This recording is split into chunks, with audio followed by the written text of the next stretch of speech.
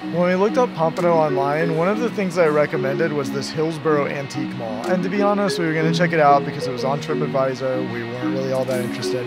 And in fact, when we arrived, the Hillsboro Antique Mall wasn't even open. And when we got here, we found a place called the Festival Marketplace, which the Hillsboro Antique Mall is located inside. I don't know what's in this place, but it looks like it could potentially be a lot of fun. And we thought it was just going to be another janky shopping center. But then we got inside and whoa, you guys. Awesome. It was totally not what we expected. But actually, this is pretty cool. It's like a giant flea market inside the remnants of probably what was once a thriving shopping mall. There is so much stuff in this place. Check out this hair salon, barber shop / beauty supply store. There's even a nail salon. Look at all these shoes. I'm always fascinated by unique solutions to the dying shopping mall industry. Honestly, I'd rather explore a place like this than most of these abandoned shopping malls that exist. And there are more things to choose from here than probably any shopping mall I've ever been to. And if you watch our channel regularly, then you know I love a good food court. They even have a section in the food court that's just for pickles. I love that. There's a grocery store, a furniture store, a luggage store, a store where you can buy orchids. So this store is called Deal Drops, and it's actually a pretty clever concept. There are tables full of different stuff from other stores. So art supplies and home supplies and cleaning supplies. Every Friday, they start every item at $14. So everything's $14. And then each day they drop each item by $2. So by the time they get to Thursday, everything is $2, which can kind of be a risk because if you see something that you like, you kind of have to grab it up because it's probably going to be gone the next day. And I found the prices to be a lot more reasonable than your average retailers. But that also means that some big ticket items would only potentially be $2 on Thursday. So pretty neat. All right, I love a good meal. But one of my least favorite things in traveling across South Florida is trying to find some place to eat. And the reason is that in my opinion, most of the places across South Florida are overpriced and the quality is really not that great. But in this case, we polled the Pompano Beach Facebook group to find out where their recommendations were. And we found a place that we're pretty interested in for lunch. It's called the Bite Eatery. And what I like about it is that in one food hall, there are 9 different restaurants to choose from. And it looks like that the cool thing is also that if you don't find anything you're interested in there, that in the surrounding area, there are lots of other restaurants to choose from there as well. I finally settled on Lobstar. They have several lobster rolls. I got the caramel garlic. I got this massive sub sandwich with coleslaw. Looks good. So these are like massive tater tots and they have cheese inside of them. Yeah!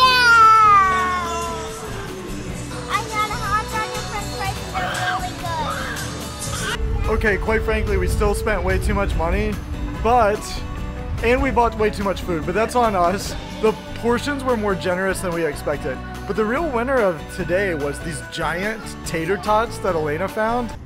Bye. The next stop is the Sample McDougald House, or Sample McDougald.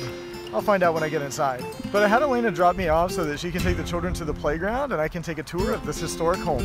And while Anthony is going to the McDougald house, we are going to the playground. So I just learned that it's Sample McDougald, and the Samples first moved here and the home was completed about 100 years ago between 1910 and 1916. Are you ready? Yes! Ready to go? Yes! Are you ready? You gonna go play? Play? You wanna go bye-bye? All right.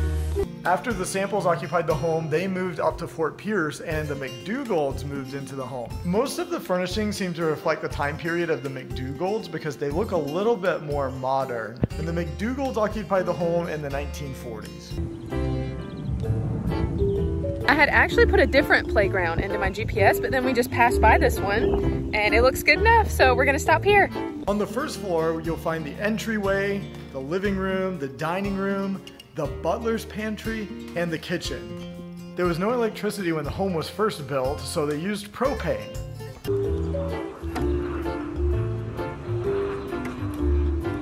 Pierce does this thing now where he gets up to a place and then he can't get back down. So then he just stands there and screams until I come get him. You need help? Piercey, do you need help? After a brief tour downstairs, we headed to the upstairs area. And the Sample McDougald House is a very exclusive wedding venue. So the first stop on the second floor is the bride's getting ready room.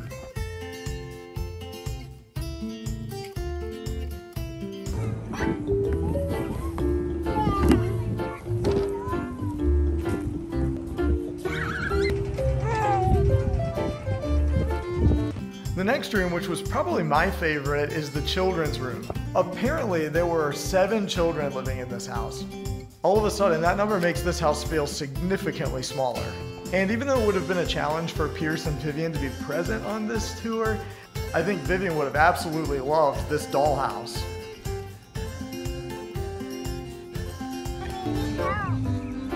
One of the hardest things about having Pierce at a playground is that he always tries to escape. He always finds the parking lot. I have to keep him contained into the playground space. Turn around, come this way. And then finally, there's the master bedroom and bathroom. These rooms were actually significantly larger than most of the rooms in the vast majority of homes in that day. And the high ceilings and large windows allowed for there to be great ventilation for those hot Florida summers. Outside, the well-manicured grounds feature a vegetable garden, but also there are numerous spaces for events. And one of the pavilions features restrooms and a kitchen prep area.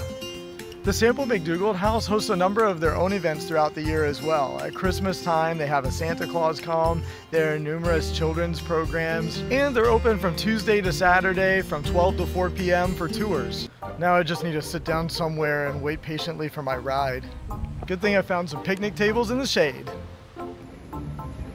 And here they come. Next, we're checking out the Indian Mountain Park. It's a nice quiet setting, and there's a picnic pavilion across the street. There are a couple of benches.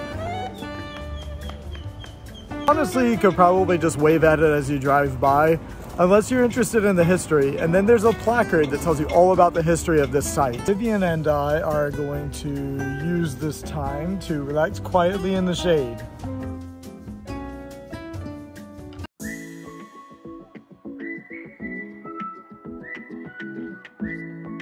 We made it to Pompano Beach, so now we are going to see what we can get into. It'll probably include the playground and maybe a splash pad and possibly the beach. And first we headed off to the pier. And actually that was more exciting than it initially sounded. We had a fun time taking a really leisurely stroll, and probably our favorite thing was that there were so many pelicans out there.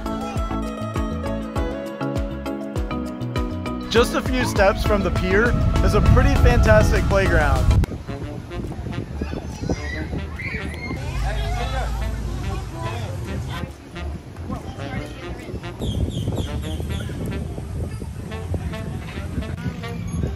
And what's awesome is that it's right on the beach.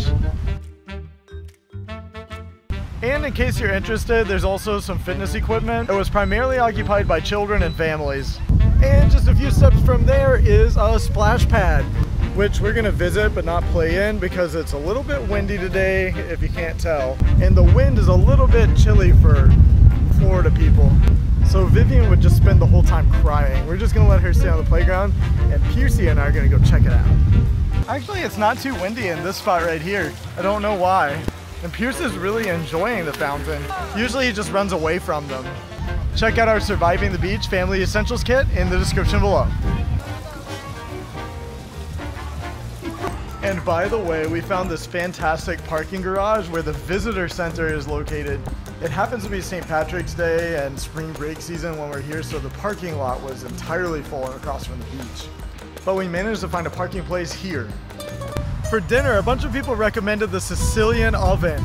When we arrived, it was super crowded. had a cold antipasto.